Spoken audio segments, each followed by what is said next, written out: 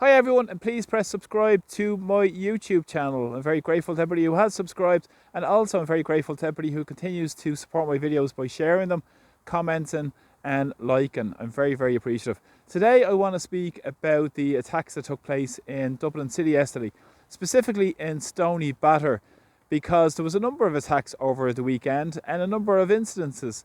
There was incidences at Eden Quay at the weekend where there was a running battle taking place, and also there was an issue in Ballymun in North Dublin yesterday also as well. But this incident I want to speak about in Stoneybatter is the political response and media response to what took place.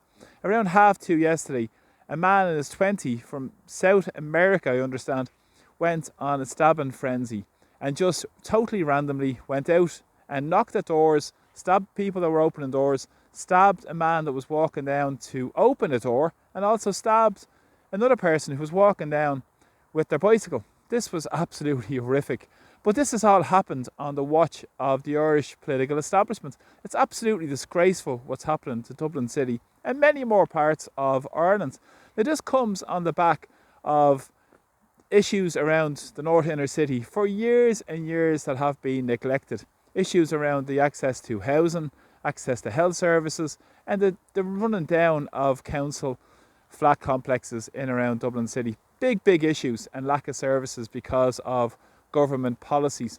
And also we've seen the immigration chaos, and not to mention the fallout of that as well. And if you hark back to the time of the Garda National Immigration Bureau Chief Adrian Minnick, who said a number of months ago that there was no such thing as an unvetted migrant. Now, we understand this man was from South America, and it's interesting. I want to speak about specifically around the political and media response to this, because immediately it came out in the media that was a minor incident took place.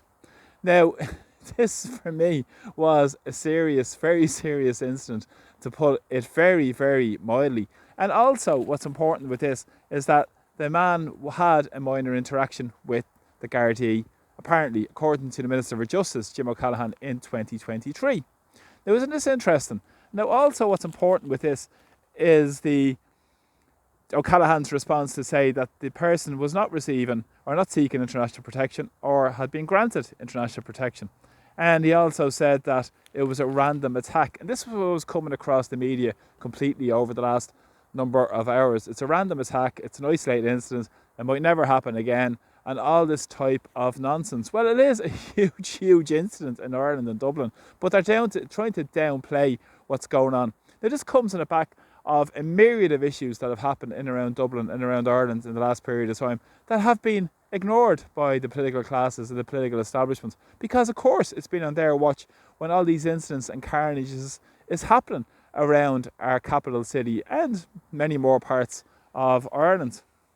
There is no visible presence, if you look around Dublin City, very little of community policing, and we've seen North Inner City being destroyed. The highest levels of emergency accommodation are in North Inner City Dublin. The highest levels in terms of immigration accommodation is in around North Inner City Dublin as well. And this is the city that we're trying to regenerate and bring life back to, and it's creating havoc with our city because of the lack of resources, integration services, as well to what's going on in Irish society. And it's become a big soft touch in Ireland to what's going on and putting up with this absolute disgraceful antics. And this comes from the same government and the political classes who keep talking about keeping people safe.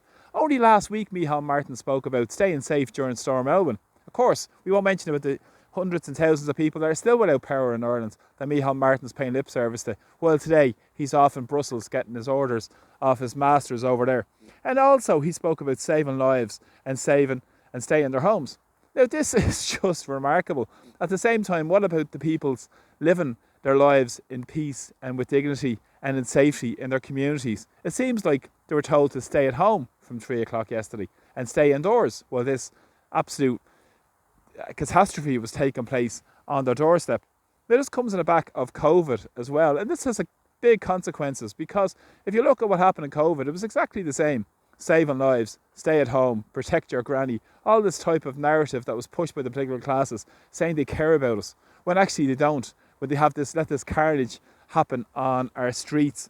And at the same time, we've seen issues around the attacks on people, for instance, attacking or peacefully protesting against politicians, for instance. And we've seen those issues arise around the clipboard, so-called clipboard attack on Roderick O'Gorman, and how the person was named and shamed almost immediately by the political classes and the media classes.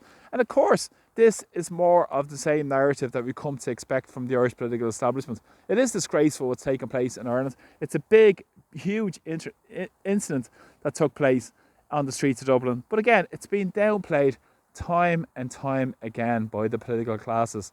People should be held to account for this, and it comes down to the politicians for letting this carnage happen and letting their city be destroyed. And rather than having politicians that have the neck to stand up to say what's going on in Irish society, rather than just paper over the cracks and get their media lackeys to work with them to push their narrative instead of dealing with the facts to what's going on in Irish society in terms of the immigration chaos, in terms of lack of integration, lack of services, lack of resources. And it's always the working class people who suffer because of these policies. And of course, my thoughts will go out to the victims of those attacks and the communities in around Dublin City, who are absolutely just at their wits' end to what's going on.